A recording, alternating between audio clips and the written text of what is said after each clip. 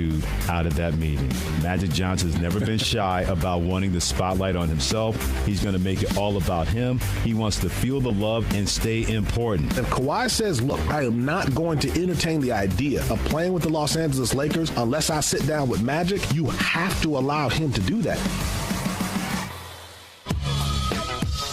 The Stephen A. Smith Show on ESPN Radio is presented by Progressive Insurance. Guests on the Stephen A. Smith Show appear via the Shell Pennzoil Performance Line, and you can always get in touch with the show through the 1-800-Flowers Twitter feed.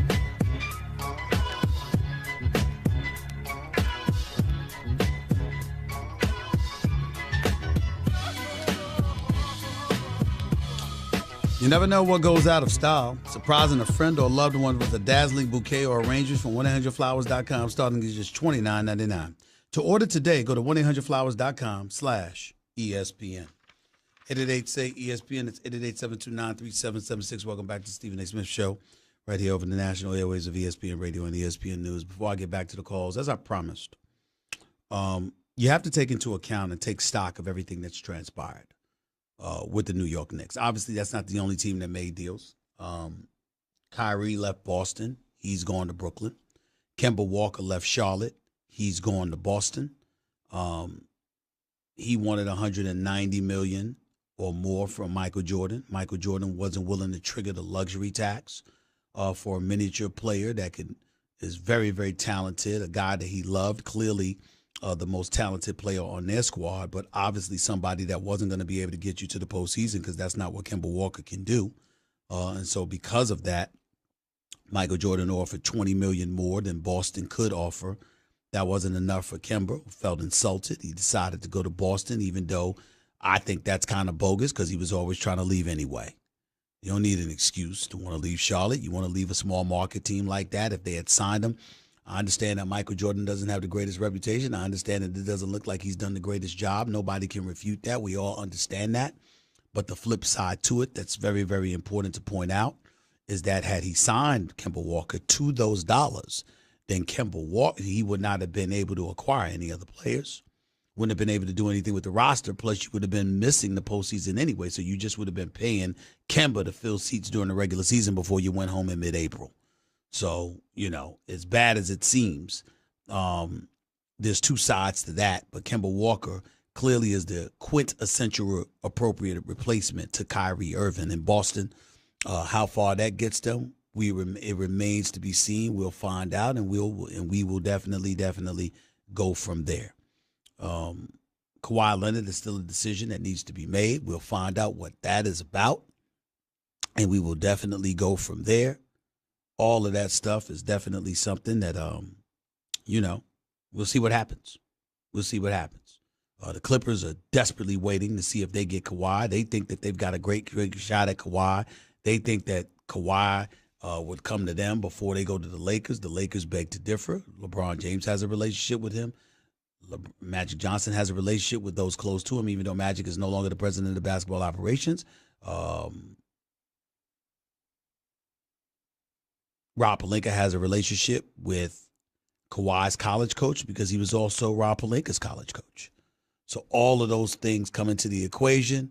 It comes into consideration. It is what it is, and there you go. Back to the Knicks, because this is unavoidable. When you think about what transpired yesterday and when you think about the fact that things are not the way or did not end up and pan out to be the way you thought they should be and you thought they were going to be, here's the reality.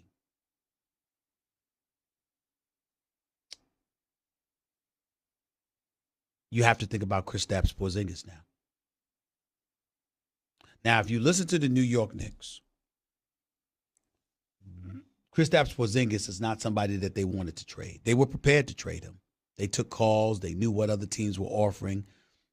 Him coming off his ACL injury, still not ready to come back and play, not until next season, etc. They were aware of that. They were prepared to do whatever they needed to do. According to the New York Knicks, Porzingis comes into the office. He meets with their brass for 4 minutes, informs them he wants out. He wants to leave. He would appreciate them if they traded him. Matter of fact, Gave them 4 teams.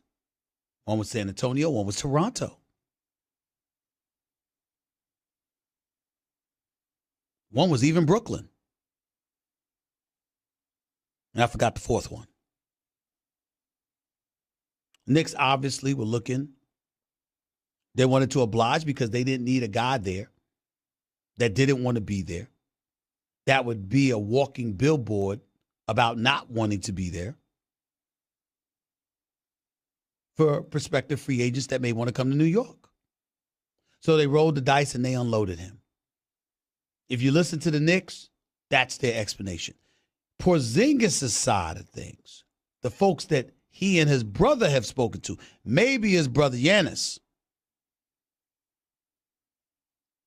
what their interpretation was to folks in the NBA community, from my understanding, is that he didn't ask to be traded. He wasn't going to ask to be traded. All he wanted was a one-on-one with James Dolan. He wanted to see the direction of the franchise, what direction that they were going in, what they were going to do, et cetera, et cetera. And he wasn't going to speak too flatteringly about the organization. And the next thing you know, he was traded. I don't know what to believe. I'll give the Knicks the benefit of the doubt on that. Here's my issue. And it's one that's unavoidable. Do you know that Kristaps Porzingis' nickname, the Unicorn, came from Kevin Durant? Did you know that Kevin Durant, that was the dude that he wanted to play with? Did you know that? And if that's the guy that he liked, then obviously you want to be careful. You want to be careful about moving him. You want to be careful about trading him. Here's the other side to all of this.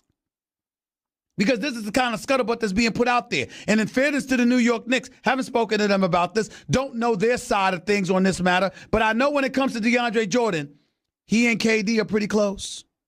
There's a reason why KD and Kyrie elected to take less than the max to ensure that this guy gets his $40 million over 4 years. And how he goes from New York City to Brooklyn. And why did that happen? Why did that become the case? From what I'm being told, he wasn't happy with the Knicks. Wasn't happy with how he was being utilized. Wasn't happy from being told that, you know what, we need to play some of the younger guys. I don't know how much truth there is to that. Here's what I do know. He just left the Knicks to go to Brooklyn. And if this dude was tight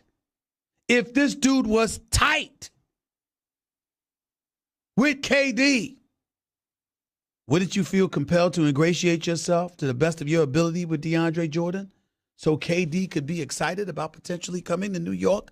Isn't that possible? Was that too much to ask? I don't think so.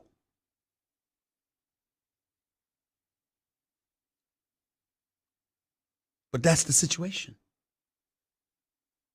And as a result, the New York Knicks, if you listen to folks speaking out against them, traded the player that KD may have wanted to play with most and alienated a person they had in-house before he even got there. No matter what way you slice it, doesn't that sound like the New York Knicks? Right or wrong, true or false, perception-wise, does that not sound? Is that not consistent with what we've heard about the New York Knicks in the James Dolan era? And here's the thing. I'm not one of those people who excoriates James Dolan. Who's the person that's on the airwaves reminding you of the good that he's done, how philanthropic and charitable he is? Who's the person that tells you that players swear by him? Who's the person that tells you that people that play for him never speak ill of him? Ever. Ever. I'm the person that tells you that. his petulance, his pettiness that annoys me and rakes the nerves of New York Knicks fans everywhere. That's about the only thing we get to say about Dolan. I don't want to look at Steve Mills. I don't want to look at anybody else within Madison Square Garden. I'd like to aim my eye directly in the direction of a James Dolan. But when the man comes on a Michael K show on 98.7 FM in New York City and specifically tells you, I don't know anything about basketball. I don't make these basketball decisions. I leave that to the people that I hire. Y'all wanted me out of the way. I got out of the way. I haven't been involved since interfering in making sure that we honored our commitment to Carmelo Anthony. He didn't use those words, but that's basically what happened. Because they had promised Carmelo Anthony they were going to get him to New York a year earlier before he left Denver. See, these are inside tips y'all don't know about. The fact of the matter is, when he sits there and he says that he's left it to Steve Mills, when he says that he's left it to Phil Jackson, when he says that he left it to Isaiah Thomas, when he says that he's left it to all of these folks, aren't we missing the boat if we point the finger solely in his direction?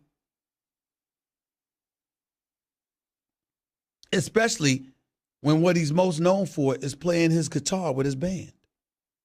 And ladies and gentlemen, by the way, they don't get paid. They pay people to let them perform. That's how bad it is. I think in one story I read, the band was paid $200. Ladies and gentlemen, vagrants on the street collect more than $200. And the band of a billionaire, that's all they can muster. If that don't put stuff in perspective, I don't know what the hell would. 888-SAY-ESPN. It's 888-729-3776. Back to your calls, or to your calls in a minute. You're listening live to Stephen A. ESPN Radio. If you missed any of my opening segment, go check it out on demand in the Stephen A. Smith podcast, brought to you by eNote, the Capital One assistant that catches things that might look wrong with your credit card, sends an alert to your phone, and helps you fix them. Hey, what's in your wallet? See CapitalOne.com for details. His brand is slaying dynasties. Ice in his veins, Kawhi Leonard. From Masai Ujiri decided he's going to stay with the Raptors. To me, the only way he does that is if he has the utmost confidence That they're getting Kawhi back for at least a year. Barbasol. For the past 100 years, generations of men have trusted